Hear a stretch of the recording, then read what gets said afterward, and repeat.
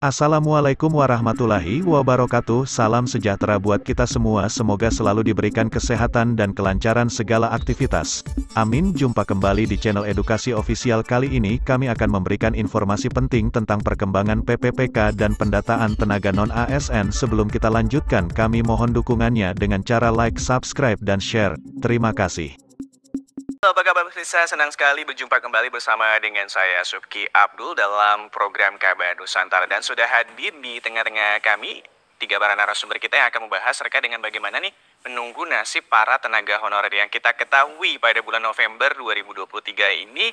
Nasibnya ini bagaimana kelanjutan nasibnya? Sudah bersama kami anggota Komisi 2 DPR RI Bang Rifki Nizami Karsayuda, anggota Komisi 2 DPR RI dari daerah pemilihan Kalsel 1, fraksi PDI Perjuangan. Apa kabar Bang Rifki? Selamat pagi, Assalamualaikum. Waalaikumsalam warahmatullahi wabarakatuh. Dan juga bersama kami ada Mas Sefri Latifan, ini Ketua Forum Komunikasi Honorer Tenaga Kesehatan atau FKHN. Apa kabar Mas Sefri? Sehat ya? Sehat. Dan harus sehat. Alhamdulillah. Dan juga Bu Dewi Puspita, guru honorer di wilayah Bekasi, Provinsi Jawa Barat. Bu Dewi, apa kabar? Alhamdulillah baik. Sebelum kita ke Bang Rifki, kita mau tahu dulu, coba dengerin curhatan-curhatan dari tenaga honorer dari sisi pendidikan dan juga kesehatan. Silakan Mas Sefri duluan mungkin. Oke, siap. Terima kasih Bang Uki, Bang Rifki atas kesempatannya yang sangat luar biasa. Sebelumnya saya Sefri Latifan, Ketua Umum Forum Komunikasi Honor Nakes dan Non-Nakes Indonesia. Jadi sampai sekarang nasib yang tidak jelas, sekitar kurang lebih yang terdata 800 ribuan tenaga kesehatan dan non tenaga kesehatan yang bekerja di Fasiankes. Ini belum jelas statusnya, belum jelas ke depannya mau dibawa kemana, statusnya mau apa diberhentikan atau dilanjut dengan skema yang sudah disiapkan oleh pemerintah. Jadi izin Bang Uki, Bang Riki, saya mempertanyakan keseriusan pemerintah dalam menyelesaikan masalah honorer. FKHN, forum dari awal kita dirikan mendukung kebijakan pemerintah melalui Menpan RB, Kementerian Pan RB, menyelesaikan masalah honorer. Artinya kita melihat ini ada upaya niat baik pemerintah untuk menyelesaikan masalah honorer yang selama ini dirawat. Akhirnya apa? Akhirnya kita berharap 2023 betul-betul selesai masalah honorer semuanya, tapi dengan catatan. Kita mendukung, tapi dengan catatan semua skema formula yang disiapkan oleh pemerintah betul-betul mengakomodir harapan dari teman-teman. Apalagi kita yang di Fasiankes, honor di Fasiankes itu Bang izin itu banyak ternyata statusnya. Berapa ada yang jumlahnya total Fasiankes dan non di Fasiankes? Fasiankes itu sekarang itu kurang lebih ada 800 ribuan. 800 ribuan. Itu masih belum terdata, masih ada teman-teman tenaga kerja sukarela. Masih banyak. Ada kontrak bupati, kontrak wali kota dan segala macam. Akhirnya apa? Akhirnya mereka itu tidak terdata. Yang dituntut apa? Yang dituntut kesejahteraan status dan kesejahteraan upah. Status mau jadi apa? ASN. Menjadi ASN. Nah, formula yang ditawarkan pemerintah apa? Formulanya nanti dia angkat menjadi ASN P3K. Waktu melamar calon ASN apa calon honorer? Dulu waktu melamar. Sebagai calon honorer apa calon ASN? Oh enggak, dulu mendaftar ya tentu enggak. Yang dibuka formasinya untuk honor, ya artinya kita mendaftar untuk honor, bukan untuk ASN. Lalu kenapa jadi minta jadi ASN? Gini, kita rasa apalagi teman-teman yang bekerja di Fasiankes, saya rasa udah menyelamatkan bangsa yang besar ini dari ganasnya pandemi 19 gitu ya. Saya rasa ini bisa menjadi sebuah pertimbangan untuk membuat produk hukum, gitu Bang. Jadi ya pertimbangannya ini Indonesia, kita bisa ketemu lepas masker, itu sebuah prestasi yang sangat luar biasa loh Bang. Perbandingannya yang bekerja di Fasiankes yang statusnya ASN itu lebih kecil ketimbang non-ASN, Bang. Kita contohkan di DKI Jakarta. Jumlah non-ASN-nya itu 75%. ASN cuma 25%. Akhirnya yang menyelamatkan DKI Jakarta itu peran dari non-ASN-nya jauh lebih besar ketimbang ASN. Oke, kita beralih ke Bu Dewi. Coba kalau Bu Dewi sendiri sebagai honorer sudah berapa, kurang lebih 13 tahun ya? Iya, saya mulai mengajar itu di tahun 2010. Saya guru honor di Kabupaten Bekasi, Pak. Oke. Selama saya Di SD, mengajar SMP, Bu? di SD, Pak. Oke. Saya di SD Mulai 02 Kabupaten Bekasi. S1-nya apa dulu?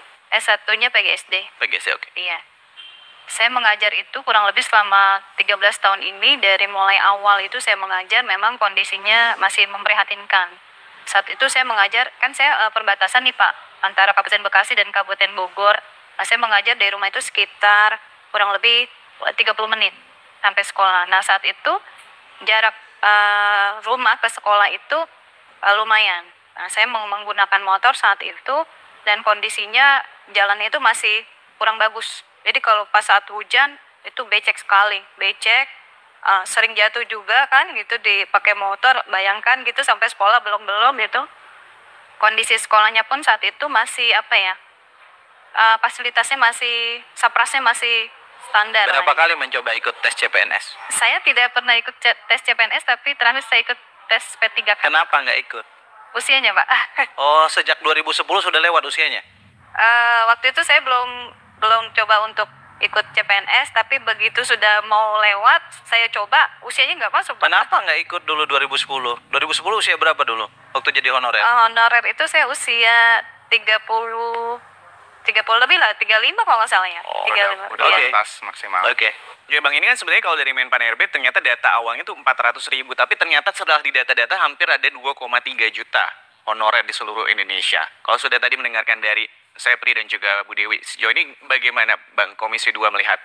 Ntar saya cerita pribadi dulu, saya ini mantan honorer. Saya lulus 2005 kuliah, usia saya waktu itu mungkin ya 22 tahun, 22 tahun lah ya, 23 tahun. Karena belum ada penerimaan CPNS, saya jadi honorer. Saya sempat jadi honorer itu sekitar 1 tahun. Kemudian berikutnya saya ikut tes CPNS sebagai dosen dulu di Fakultas Hukum Universitas Lambung Mangkurat, dan alhamdulillah diterima. Sebagai honorer saya dulu sangat menyadari bahwa memang kalau saya jadi honorer memang saya nggak punya masa depan. Saya sadar betul. Dan secara subjektif saya minta maaf ini, saya mungkin agak berbeda dengan teman-teman. Saya berjuang untuk saya punya masa depan. Iya, siap. Ya, cara saya berjuang ya saya ikut seleksi CPNS. Karena memang nomenklatur honorer itu nomenklatur yang di seluruh dunia ini memang tidak akan sama dengan pegawai tetap. Sehingga kalau kemudian kita menuntut kesamaan, itu satu problem yang dibebankan kepada negara. Yang dimanapun saya kira negaranya akan mengalami satu dilema yang tidak kecil. Itu satu. Nah yang kedua, yang ingin saya katakan adalah bahwa sampai sekarang Komisi 2 DPR RI itu terus meminta kepada pemerintah, dalam hal ini adalah Menpan RB, BKN ya, untuk membenahi database honorer di seluruh Indonesia. Baik mereka yang bekerja di kementerian lembaga negara di tingkat pusat ini maupun di pemerintah provinsi, kabupaten, kota. Rekan-rekan sekalian, harus kita ketahui bahwa database itu sampai sekarang belum fix. Terus bergerak dari hari ke hari. Kenapa demikian? Karena terlalu mudah di banyak tempat ya.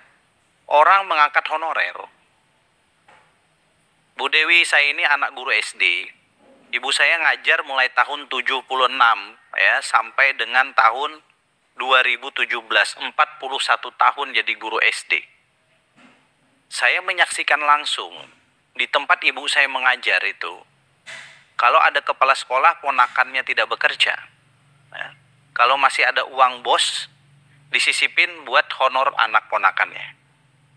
1 tahun pertama, tahun kedua ponakannya tenang-tenang aja jadi honorer. Tahun ketiga udah mulai mencak-mencak, minta tolong untuk jadi ASN. Nah, problem-problem semacam ini saya tentu tidak bisa mengeneralisir, tapi sangat banyak problem-problem pengangkatan honorer yang itu tidak berbasis merit system. Itu satu. Yang kedua tadi yang saya sampaikan, bahwa honorer itu sejak awal memang dihajatkan untuk sesuatu yang temporary sebetulnya. bukan sesuatu yang permanen. Karena yang permanen pemerintah sudah mengadakan satu proses seleksi melalui calon pegawai negeri sipil. Saya tidak tahu, makanya tadi saya bertanya ke Bu Dewi, saya tidak bertanya ke Bang Latifan, apakah pernah tidak mengikuti seleksi CPNS gitu. Nah, kalau kemudian seleksi itu diikuti lalu kemudian tidak berhasil, saya pikir sekarang yang bisa dilakukan oleh negara, satu, kami merapikan database. Dengan dirapikannya database, maka kami akan melihat nanti sejauh mana korelasi antara kebutuhan kementerian lembaga, pemerintahan daerah, dengan porsi honorer yang ada di masing-masing unit kerja. Ya, tentu ada subjektivitas masing-masing. Tadi misalnya ada argumentasi bahwa di tenaga kesehatan itu lebih banyak kemudian honorer dibanding yang ASN. Lalu kita cek, apa betul kalau nggak ada honorer, lalu kemudian fasilitas kesehatan kita dan layanan kesehatan kita kemudian menjadi mati. Kalau memang menjadi mati, maka tanggung jawab negara untuk memastikan agar itu tetap. Kan begitu. Begitu juga dengan dalam tanda kutip di lembaga-lembaga pendidikan. Kita akan cek ini, kebutuhan guru kita berapa, lalu di dalamnya yang ASN berapa, yang honorer berapa. Kalau honorernya tidak ada, apakah kemudian kegiatan belajar mengajar dan seterusnya itu akan mati atau tidak? Ini semua akan kami cek dengan basis database. Nah, database ini sekarang harus dirapikan dan tidak boleh lagi ada pengangkatan atas nama apapun. Problemnya sekarang adalah kita belum bisa merapikan gitu orang-orang, pejabat-pejabat di tingkat daerah yang sebetulnya tidak memiliki kewenangan untuk mengangkat para honorer, itu untuk kita jadikan honorer. Itu satu. Yang berikutnya, yang ketiga yang ingin saya katakan adalah bahwa DPR RI dan pemerintah sudah menyepakati bahwa per tanggal 27 November 2023 berdasarkan PP nomor 49 tahun 2018 yang seharusnya tidak ada lagi honorer, itu artinya hanya ada dua pilihan bagi negara, memberhentikan seluruh honorer atau mengangkat honorer. Kami sepakat untuk merevisi PP itu dengan didahului melalui revisi Undang-Undang ASN yang sekarang sedang dibahas di Komisi 2 DPR RI gitu. Sehingga tidak perlu ada kekhawatiran berlebih bahwa nanti per November 2023 Bapak Ibu sekalian tidak memiliki lagi status pekerjaan.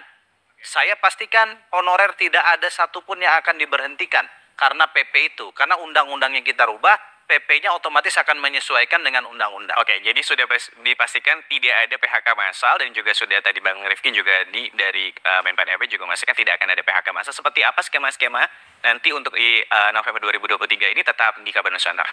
Kembali lagi di Kabar Nusantara, Mas Sepri dan juga Bu Dewi. Ini kan kalau kita mengetahui nih Bang, gaji-gaji para tenaga honorer ini kan masih memprihatinkan, masih jauh dari harapan gitu. Kalau misalnya Mas Sepri atau Bu Dewi dulu misalnya cerita, Bu, bagaimana sih sebenarnya sejauh ini teman-teman guru honorer lainnya mensiasati akhirnya bisa mencukupi dapur di rumah untuk akhirnya dengan gaji seadanya seperti itu? Ya, kalau kami ya guru honor itu karena memang ya boleh dibilang gajinya masih sangat minim ya. Betul, ada beberapa daerah memang itu standar gajinya memang belum mencukupi kalau menurut saya. Mereka mendapatkan per bulannya itu di bawah 1 juta. Di bawah 1 juta? Ya, itu bahkan di wilayah Bekasi ya yang dekat dengan Jakarta? Iya, banyak sih. Masih ada beberapa daerah. Nah, itu menyiasatinya biasanya kami guru-guru honor itu dengan berjualan. Oke. Iya, berjualan secara online itu ya. Terus ada juga yang Gojek online. Kalau untuk honor laki-laki ya, guru laki-laki. Ya, apa saja lah yang penting halal ya. Jadi mereka mencukupi kebutuhannya dengan cara seperti itu. Oke, kalau Mas Sepri, yang teman-teman tenaga honorer lainnya apa nih untuk mensiasati misalnya kita ketahui bahwa sebenarnya gajinya belum mencukupkan? Tentu artinya nggak jauh berbeda lah sama teman-teman guru. Ya, artinya apapun akan diusahain. Ya, yang penting halal ya. Ya, contoh kalau kita lihat teman-teman honor di kampung itu mereka pulang kerja harus ke ladang. Ya, artinya bertani, berkebun. Habis itu ada juga yang tadi Bu Dewi bilang ya ojek online. Ya, artinya mau nggak mau kalau tidak mencukupi dengan honorer yang tadi Pak Rifki honorer itu ya nggak ada masa depan ya Bang ya, nggak ada masa depan ya, artinya mau nggak mau ya nyari alternatif lain gitu Bang. Oke Bang, kalau misalnya kita sebenarnya juga udah bukan informasi baru terkait dengan gaji para honorer ini yang juga masih jauh dari harapan. Sejauh ini apa sih yang sudah dilakukan misalnya dalam hal ini Komisi 2 maupun juga pemerintah? Ki, aku tahun 2005 jadi dosen honor di Fakultas Syariah IAIN Antasari Banjarmasin. Gajiku 250.000 per semester, bukan per bulan. Ini selama 6 bulan berarti? Oke. Ya. Dan karena itu kemudian membangkitkan kesadaran bagi saya waktu itu. Kalau saya bertahan sebagai honorer, saya nggak bisa. Saya kemudian harus mencari alternatif pekerjaan. Ya saya nasib baik lulus CPNS. Saya. Ya Bu ya. Tapi banyak teman-teman jujur yang bareng saya honor sampai sekarang masih honor, masih ada. Oke. Masih ada. Saya secara pribadi ya, saya tuh sering memprovokasi, udahlah nggak usah lagi lah.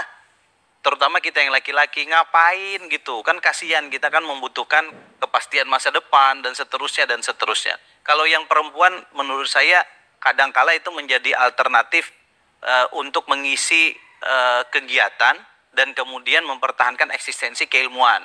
Misalnya Bu Dewi ya karena udah kuliah PGSD, masa disuruh jadi bankers gitu kan agak jauh gitu. Jadi itu kondisi yang nggak usah diceritain, gue nih udah ngalamin sendiri urusan itu. Nah lalu sekarang kalau itu kemudian dibebankan kepada negara, nah negara kemudian harus mencek betul kan tadi seperti yang saya katakan database-nya, kebutuhannya, dan yang tidak kalah penting adalah dua hal. Satu, keuangan negara. Yang kedua, masa depan mereka yang fresh graduate. Kalau kita kemudian acceptance hari ini 2,6, kemarin masih 2,3, jumlah honorer Indonesia nih, 2,6 juta orang, itu kita automatically menjadi ASN, atau kalau kawan-kawan justru pengennya kan ASN yang berstatus PNS, itu berarti nanti kita tidak akan menerima CPNS lebih kurang 15 tahun ke depan. Oke, jadi nanti kalau kita nggak nerima CPNS 15 tahun ke depan, nanti Bu Dewi mencak lagi karena anaknya udah sarjana. Anaknya pengen juga jadi PNS. Iya kan? Bang Latifan nanti adiknya yang baru lulus kuliah pengen juga jadi CPNS. Nggak bisa karena kita sudah meng-accept yang ini gitu. Jadi ini dilema yang kemudian harus kita pecahkan, yang kita harus lihat betul-betul. Tapi prinsipnya satu, kalau soal kemanusiaan, kita tidak akan berhentikan mereka, itu satu dulu. Oke. Yang kedua, kami berupaya sekarang mencarikan skema setidak-tidaknya P3K. Setidak-tidaknya, Bapak Ibu sekalian. Jadi tidak ada juga kami ini keinginan untuk membiarkan masalah ini tidak ada solusinya. Betul. Ini kan masalah yang hampir 10 tahun terakhir dipelihara dan tidak ada solusinya.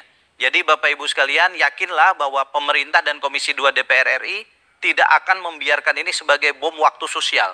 Oke. Kami ingin selesaikan ini, dan ini tahun politik, kami tidak ingin kemudian membiarkan ini masuk tahun politik tahun depan. Oke, tapi kalau misalnya kita melihat ini kan sejauh ini ada kebijakan yang disampaikan oleh Menpan RB terkait dengan P3K part-time. Bagaimana tuh Bang? Apakah sudah juga dikonsultasikan bersama dengan Komisi 2? Ada dua istilah di Undang-Undang RUU yang baru ini. Ada P3K penuh waktu, ada P3K paruh waktu. Paruh waktu itu kira-kira yang dulunya pengen jadi outsourcing lah. Kan kira-kira gitu. Mohon maaf ini kawan-kawan yang selama ini membantu di kementerian lembaga, di pemerintahan daerah, termasuk di SD, SMP, SMA, tenaga kebersihan, misalnya driver, supir gitu. Kan mereka dulu konsep kita outsourcing. Kalau outsourcing kan berarti tidak ada korelasi langsung dengan negara kan, dengan pemerintah. Nah, kita tawarkan nanti tetap P3K paruh waktu. P3K itu artinya kan pegawai pemerintah dengan perjanjian khusus atau perjanjian kerja. Artinya mereka juga memiliki kepastian bahwa mereka itu adalah bagian dari pemerintah itu. Nah, kalau yang penuh waktu sebagaimana P3K yang kita pahami sekarang. Itu yang pertama. Yang kedua, terminologi P3K penuh waktu itu nanti mirip PNS. Dia akan mendapatkan pensiun. Kemudian perjanjiannya tidak 1 tahunan. Tapi kita akan bikin minimal 5 tahunan gitu. Sehingga ada rasa kemanusiaan yang begitu kuat. Kenapa per 5 tahunan? Agar kita juga bisa evaluasi. Kenapa perlu evaluasi? Karena nasib adik-adik kita yang fresh graduate juga pengen masuk ke sini. Ke birokrasi gitu loh. Jadi Bang Latifan, mohon maaf kalau kayak Bang Latifan, Bu Dewi dari muka aja kelihatan profesional. Tapi banyak juga teman-teman Bang Latifan dan Bu Dewi yang karena honorer lalu bekerja asal-asalan. Yang karena gua kan cuman honorer, ngapain gua kerja dengan penuh kedisiplinan dan seterusnya. Nah, ini kan harus kita evaluasi. Nah, evaluasi itu penting agar juga memberi ruang bagi yang lain. Saya kira itu. Oke, tapi kalau misalnya Mas Latifan dan juga Bu Dewi sejauh ini melihat keseriusan dari pemerintah bagaimana?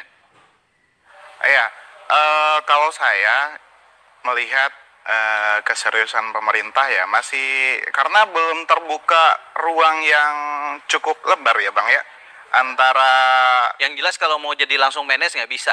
bukan artinya gini Bang, artinya gini, setiap ini yang bermasalah satu keluarga tapi yang menyelesaikan orang lain gitu Bang. Artinya gini, analogi saya tadi, kita pengen sebagai objek ini dilibatkan dalam pembahasan-pembahasan. Kita libatin, tapi orangnya bukan Bang Latifan. Iya, Jadi makanya gini, akhirnya organisasi informasinya sampai- organisasi seperti Bang Latifan ini ada ratusan. Iya, benar. Bos. Jadi jangan sampai hanya 1-2 organisasi yang tidak dilibatkan dalam proses RUU ASN yang sedang kami bahas, lalu kemudian yang lain merasa tidak dilibatkan. Saya pastikan itu dilibatkan, dan nanti pada saat pembahasan RUU, sekarang kan baru panja itu masih tertutup, karena kami juga orangnya sangat sedikit yang membahas pointers. Nanti begitu normanya dibicarakan di Komisi 2 DPR RI itu semua terbuka. Ini TVR Parlemen ini bekerja nih tiap hari untuk membuka proses akuntabilitas kepada rakyat. Jadi tenang aja, kalau misalnya kami agak nyeleneh, hukum kami 2024. Siap. Tapi kalau kami memperjuangkan mati-matian nih kawan-kawan, jangan pula nanti nggak diapresiasi gitu loh. Yang diapresiasi malah orang-orang lain yang tidak berkeringat untuk kawan-kawan honorer. Oke, kita nanti masih akan lanjutkan pembincangan ini, jangan kemana-mana, tetap di Kabar Nusantara. Terima kasih Anda masih menyaksikan Kabar Nusantara. Bu Dewi, kalau dari Bu Dewi sendiri sebagai tenaga honorer guru gitu, sejauh ini bagaimana melihat keseriusan pemerintah dan khususnya dalam hal ini juga DPR Komisi 2? Sebetulnya kami senang waktu saat ada pengumuman janji Mas Menteri bahwa akan mengangkat 1 juta guru P3K ya. Saat itu kami juga mengikuti program tersebut ya P3K. Tapi sayangnya pada pengumuman di Maret itu ya, di 2023 ini kami sebagian ada yang dibatalkan. Oke. Jadi 3043 guru dibatalkan formasinya. Nah itu buat kami keseriusan pemerintah itu seperti apa. Sedangkan kami untuk mencapai P1 passing grade itu sudah berusaha mati-matian kalau menurut kami ya. Jadi kami kecewa sebanyak 3043 dibatalkan penempatan. Itulah yang membuat kami sampai saat ini masih bingung nasib kami nantinya akan seperti apa. Itu karena dibatalkan. Tapi setelah pembatalan di tanggal 3 Maret itu ada press release dari Kemendikbud bahwa 3043 pembatalan itu P1 dibatalkan itu tidak jadi dibatalkan. Oke. Masuk pada P1 tanpa penempatan. Nah sampai saat ini kan belum jelas nasib kami itu apakah nantinya di 2023 ini akan diberikan formasi atau tidak, karena sampai saat ini pun belum ada pengumuman. Oke, jadi Bu Dewi ini termasuk salah satu guru yang sebenarnya Yang sudah dibatalkan. lolos P3K, Bang Rifki, tapi dibatalkan seperti itu oleh Kemendikbud. Ada misalnya ketidakjelasan status berarti sejauh ini, dan juga misalnya ada perubahan-perubahan yang dilakukan kebijakan oleh Kementerian Pendidikan dalam hal ini. Bagaimana Bang? Satu, saya nggak bisa langsung konfrontir ke Kementerian Pendidikan karena saya bukan anggota Komisi 10. Beda mitra kerja, oke? Tetapi kemudian nanti melalui saudara Menpan RB saya akan minta nih yang begini-begini. Karena ini kalau betul itu kejadiannya dan sesuai dengan kronologi itu, maka kan hak orang itu kemudian menjadi tercederai. Dan bagi DPR RI kita ini nggak boleh kalau kemudian itu sudah menjadi haknya untuk kemudian tidak diselesaikan oleh negara. Bu, terima kasih informasinya, kami bekerja untuk itu insya Allah. Oke, Bang Sepri, Mas Revi dan juga Bu Dewi, kalau misalnya ini kan masih rapat panja terkait dengan RUU ASN masih akan terus dibahas oleh DPR RI bersama dengan stakeholder terkait. Apa yang mungkin bisa menjadi poin-poin yang bisa disampaikan oleh Bang Sepri dari FKAN dan juga Bu Dewi sebagai tenaga guru honorer untuk nanti bisa disampaikan dalam rapat panja rancangan undang-undang ASN ini? Silakan. Siap. Yang pasti harapan kita, aspirasi yang sampai tadi pagi aja masih kita tampung di FKHN, ya mereka punya harapan yang sangat luar biasa agar harapan mereka ini terakomodir dengan adanya perubahan undang-undang ASN. Oke, kalau dari Bu Dewi? Kalau kami, saya mewakili guru-guru honor senusantara ya, ribuan guru honor. Harapan kami adalah memohon pemerintah untuk mensejahterakan guru honor ya, terutama guru honor. Mungkin kalau PNS sih sudah jelas ya gajinya ya, kalau guru honor kan masih seperti itu yang tadi saya sampaikan, gajinya masih di bawah standar. Nah, yang kedua itu tolong mohon untuk status kami itu dari guru honor minimal bisa menjadi P3K atau CPNS atau PNS atau statusnya berubah menjadi itu. Oke. Ya, Bang Rifki, ini kan rapat masih akan terus berlangsung dan diharapkan akan selesai di masa sidang kapan? Maksimal masa sidang depan. Oke. Jadi masa sidang ini kami menyelesaikan di Panja, lalu nanti setelah reses dia akan berproses ke AKD yang ditunjuk. Kemungkinan besar tentu adalah Komisi 2, bisa juga nanti akan meningkat prosesnya di balik langsung, karena bukan hanya melibatkan kepegawaian kan, dalam arti teknis, tapi juga hampir semua komisi berkepentingan ini. Karena banyak sekali honorer di mitra kerja komisi-komisi yang lain, dan kami pastikan insya Allah sebelum bulan September atau Oktober, insya Allah undang-undangnya kita sahkan. Oke, dan juga pastinya pemirsa ini sekali lagi dipastikan bahwa Komisi 2 memastikan tidak akan ada PHK massal untuk para tenaga honorer. Jadi kita tunggu saja bagaimana nanti hasil dari rancangan undang-undang ASN yang sedang dibahas oleh Komisi 2 bersama dengan stakeholder terkait. Terima kasih sekali lagi Bang Rifki Nizami Kasayuda, anggota Komisi 2 DPR RI dari Dapil Kalsel 1 dari fraksi PDI Perjuangan, dan juga Bang Sefri Latifan dari Ketua Forum Komunikasi Honorer Tenaga Kesehatan, dan juga Ibu Dewi Puspita, Guru Honorer. Saya Suki Abdul beserta seluruh kerabat kerja yang bertugas mengucapkan terima kasih atas perhatian Anda. Wassalam.